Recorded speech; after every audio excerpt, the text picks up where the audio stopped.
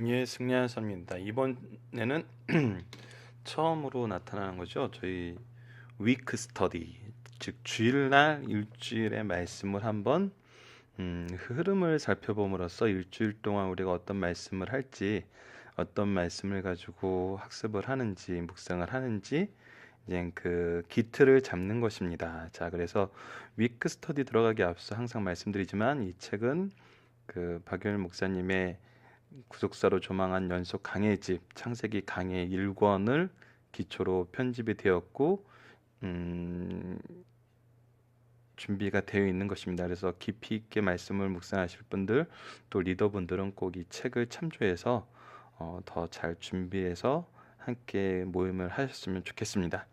자, 이제 위크 스터디 가기 전에 저희들이 토요일 날은 특별히 말씀을 이제 강의는 안 해요. 근데 가정 예배로 항상 돼 있어서 저희들이 가정에서 예배 드릴 때나 아니면 모임 중에 모임 때 예배를 드리면서 시작하든지 아니면 아직 공부 모임이 어려우신 분들은 이 토요일 날 말씀을 가지고 예배로서 이렇게 모임을 진행을 진행이란 표현이 좀 너무 세상적이죠. 모임을 이끌고 모임의 그 예배 중심으로 할 수 있도록 저희가 그래서 항상 예배 중심, 말씀 중심이기 때문에 토요일 날은 이 부분이 있는데 이번 주 토요일 날은 솔직히 창세기 부분이 거의 없잖아요. 그래서 지난달 이 로마서 말씀 부분으로 가정 예배를 할 수도 있지만 그래도 이 창세기 부분을 공부할 때 꼭 필요한 부분이 바로 이 하나님 말씀의 특징이에요. 그 특징 중에서 어떤 특징이 있냐면 바로 점진성과 통일성이 있어요.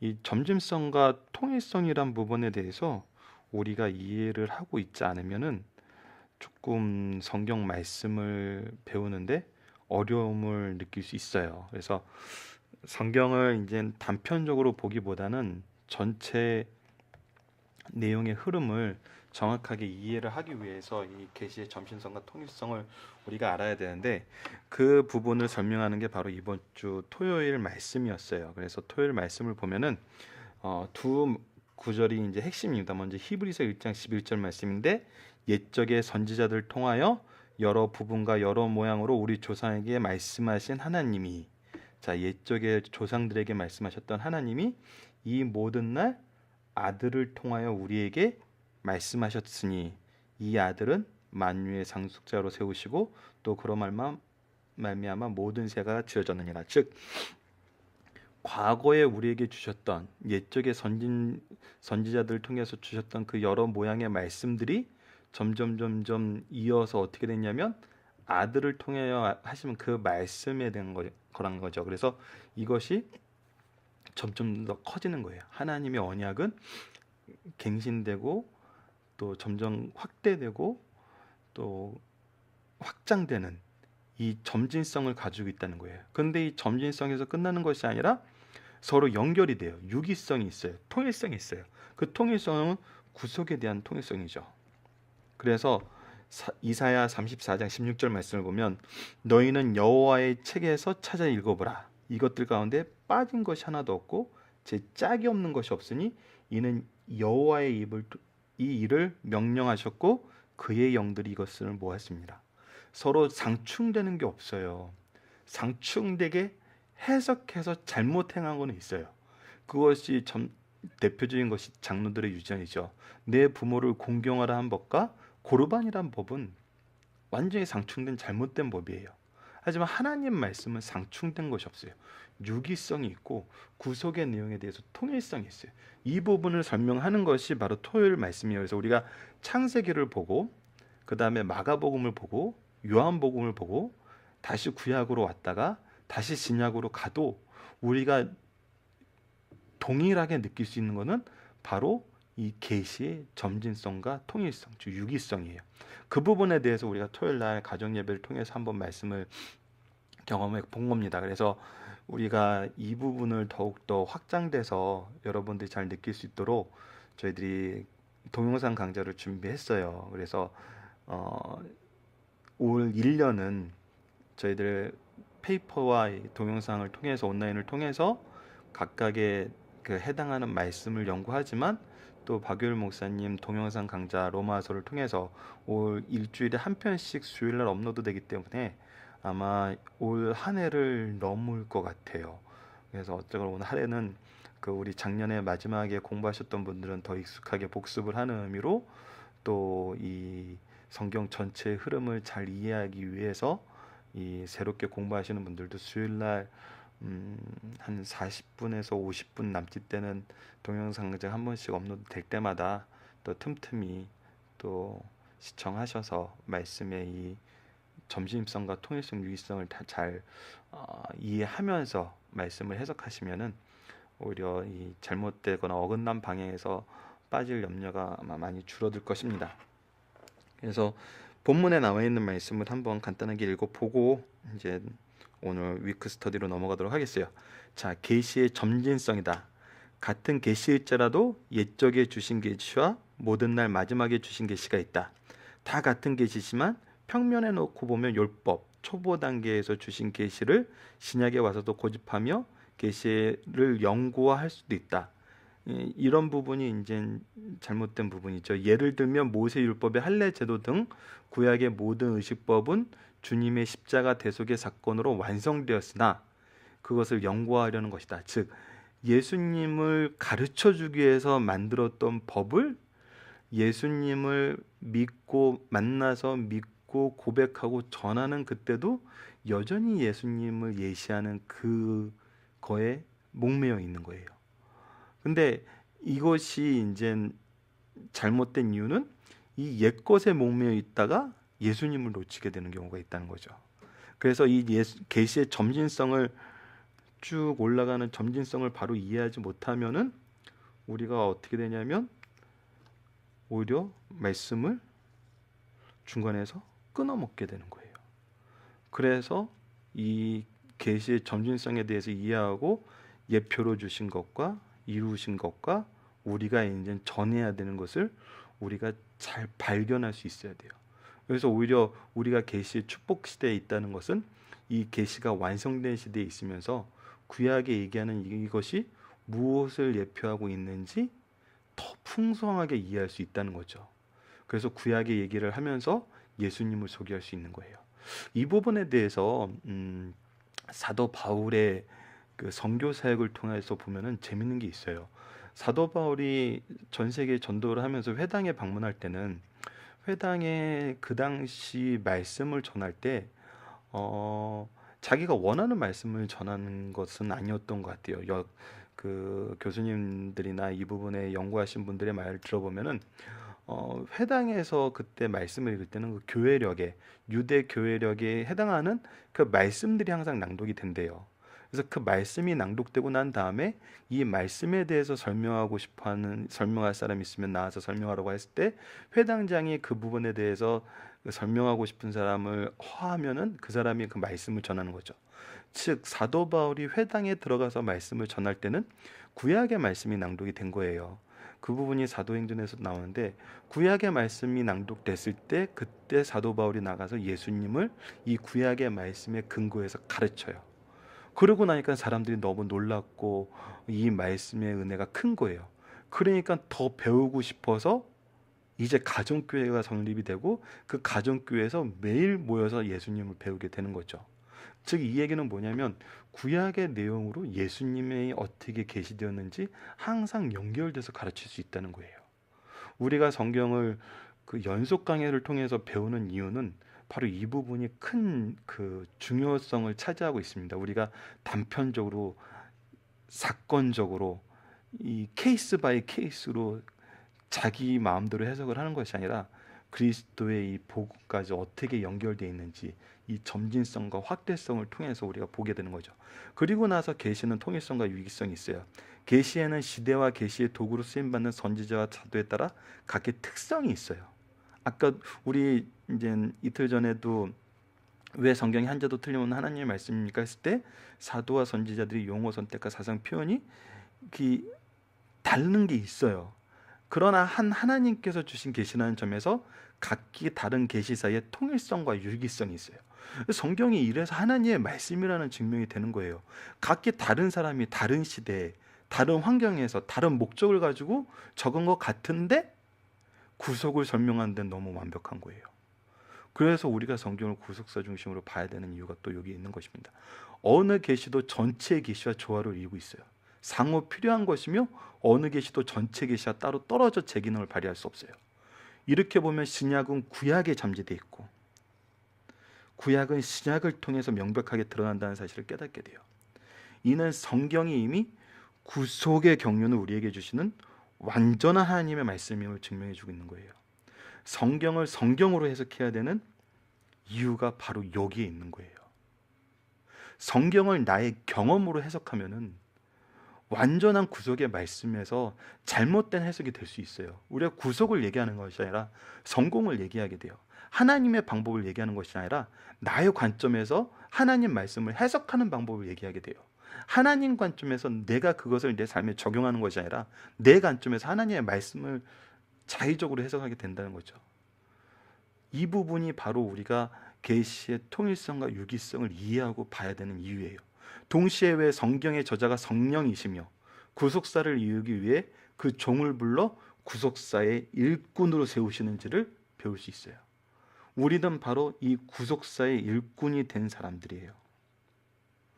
구속사의 일꾼이 된 사람들이기 때문에 이 내용을 우리가 정확하게 이해가 돼야 돼요. 이를 발견할 때 우리는 성령이 참된 하나님의 말씀이 성경이 참된 하나님의 말씀임을 고백하게 되고 구속사의 능력 있는 일꾼으로 세움받게 되는 거예요. 자, 하나님 어디 계세요? 하나님 어떤 분이세요? 성경을 통해 발견할 수 있어요. 어떻게 볼 때 이 성경의 통일성과 유기성, 점진성을 바로 이해하고 볼 때, 구속사적인 관점에서 볼 때, 즉 하나님의 관점에서 볼 때, 이 말씀을 하나님 말씀으로 받아들일 때, 인간의 저작이 아닌 하나님의 말씀으로 받아들일 때 우리는 이게 참된 하나님의 말씀임을 고백해요. 하나님의 말씀임을 고백한다는 것은 하나님의 살아계심을 고백하시는 거예요. 성경을 통해서 우리는 하나님의 살아계심을 발견할 수 있어요. 가끔 아이들이 이 질문을 많이 한다 그래요. 하나님이 살아계심을 나에게 가르쳐줘. 당황스럽죠. 근데 이 말을 들었을 때 우리는 이 말씀을, 이 부분에 대한 설명을 기억했으면 좋겠어요. 우리가 말씀을 말씀으로 가르치고 있느냐, 신앙생활을 정말 하나님을 만나는 것을 목표로, 하나님과 교제하는 것을 목표로 우리의 신앙생활, 하나님과 동행하는 것을 목표로 신앙생활을 가르치고 있느냐, 어떤 다른 목적, 다른 것을 위해서 신앙생활을 하고 있는 것을 우리가 가르쳐준 것이 아니라, 말씀을 말씀대로 가르치면 살아계심을 발견하게 돼요. 그래서 우리가 아이들이 이런 질문을 할 때, 우리의 제자들이 이런 질문을 할 때 다시 한번 돌아봐야 돼요. 나는 말씀을 가르치고 있는가? 나는 정말 하나님의 뜻을 전하고 있는가? 이 부분이 우리에게 해결되지 않으면은 정말 다른 복음을 전하는 것, 그런 위험성이 너무 큽니다. 자, 이 토요일 말씀이 중요하기 때문에 이 부분을 저희들이 다시 한번 살펴봤고요. 자, 이제는 위크 스터디의 이번 주 말씀해가지고 월화수목금, 이 부분이 월화수목금에 해당하는 말씀이죠. 월화수목금.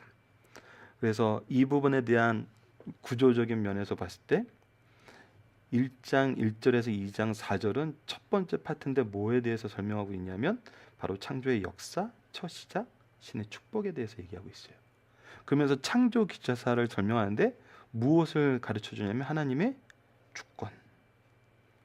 주권을 가르쳐주고 하나님의 속성을 가르쳐줘요. 자, 하나님의 주권과 속성은 우리에게 또 무엇을 가르쳐주는 걸까요? 하나님의 주권, 하나님의 권능, 즉 창조의 힘, 창세기를 통해서 하나님이 어떤 능력을 가지고 계신지 알게 돼요. 그래서 두 가지 측면에서 우리가 보려고 해요. 이 부분을. 창조의 능력은 바로 하나님의 주권과 연관이 있겠죠. 그리고 창조의 목적은 하나님의 속성과 연관이 있어요. 자, 하나님이 왜 천지를 창조하셨는지 이거를 알면은 진화론에 빠질 리가 없죠. 그리고 우리 진화론에 대해서 얘기할 때도 이 논자를 빼야 돼요. 진화론이라고 얘기하면서 우리는 자연스럽게 창조론이라고 설명을 하게 되죠. 창조는 사실이에요. 진리예요. 그래서 론이 아니에요. 근데 얘네들 패러다임에 빠지는 거예요. 진화론 반대 창조론. 그래서 창조는 신에 관한 거, 신은 종교에 관한 거. 그래서 학교에서 못 가르쳐. 그래서 요즘에 뭐라고 가르치죠? 지적 생물체. 론의 테두리 안에서 우리가 하나님을 설명해야 되는 오류에 스스로 빠져요. 이 부분에 대해서 우리는 나중에 시간이 나면은 한번 아이들에게 이 창조와 진화에 대해서 어떻게 설명할 건지, 특히 창세기를 근거로 창조와 진화에 대해서 어떻게 설명할 수 있는지 한번 시간을 갖도록 하겠습니다. 우선 그러면서 우리가 다시 한번 생각해 봐야 되는 건 뭐냐면, 이 말씀을 읽으면서 우리는 두 가지 질문을 넣어놨어요. 우선 우리가 이제 천지 창조의 모든 내용을 살펴보지 못해요. 이번 주에 다음 주까지 연결되는데, 그래서 다음 주까지 연결되는 말씀을 통해서 우리가 창조의 목적과 창조의 능력에 대해서 한번 좀 정리를 해볼 필요가 있어요. 그래서 이걸 정리해 가면서 주중 말씀을 읽으시면은 도움이 되는데, 이번 주는 어디에 포커스 두냐면 창조의 목적과 창조의 능력을 우리가 묵상을 하면서 동시에 단편적으로는 이건 다음 주까지 연결되는 거니까 이번 주에는 왜 전능하신 하나님께서 천지를 창조했는데 6일이라는 기간을 두셨을까요? 이거는 질서랑 연결이 돼요. 그리고 어떻게 만드셨나요? 말씀으로 만드셨어요. 이거는 능력과 연결이 되죠. 하지만 이 일을 통해서 우리가 매일매일의 사건을 어떻게 정리해야 되는지, 그 질서라는 측면에서, 말씀의 권능이라는 측면에서, 그리고 그 내용에서는 하시는 일의 특징에 대해서는 보시기에 좋았다라는 측면에서 이렇게 이제 한번 정리를 해 나가시면은 괜찮아요. 이 정리를 위해서 간단한 거 하나를 보여드리면은 창조의 과정에 대한 정리를 해놨어요. 그 1장에서 2장까지 일곱째 날은 여기는 2장 말씀이죠. 그래서 1장 말씀인데 연결돼서 한번 정리를 한번 해보시면 좋아요. 그래서 첫째 날 2절에서 5절 보시기에 좋았더라는 말씀이 어디에 들어가 있는지도 정리가 되어 있고, 그리고 이유에 대해서, 창조의 그 목적과 창조의 능력에 대해서 이 페이퍼를 가지고, 이 페이퍼는 저희 홈페이지에 올려놓도록 하겠습니다. 홈페이지에 올려놓을 테니까 이걸 가지고 이 각각의 절에 이 창조의 목적 해가지고, 첫째 날 빛을 만드신 창조의 목적, 둘째 날 궁창을 만드신 창조의 목적, 그리고 셋째 날 땅과 바다, 풀과 채소를 만드신 창조의 목적, 이런 식으로 한번 말씀을 정리해 보시고, 그리고 두 번째는 첫째 날 빛을 만들었을 때 나타난 창조의 능력,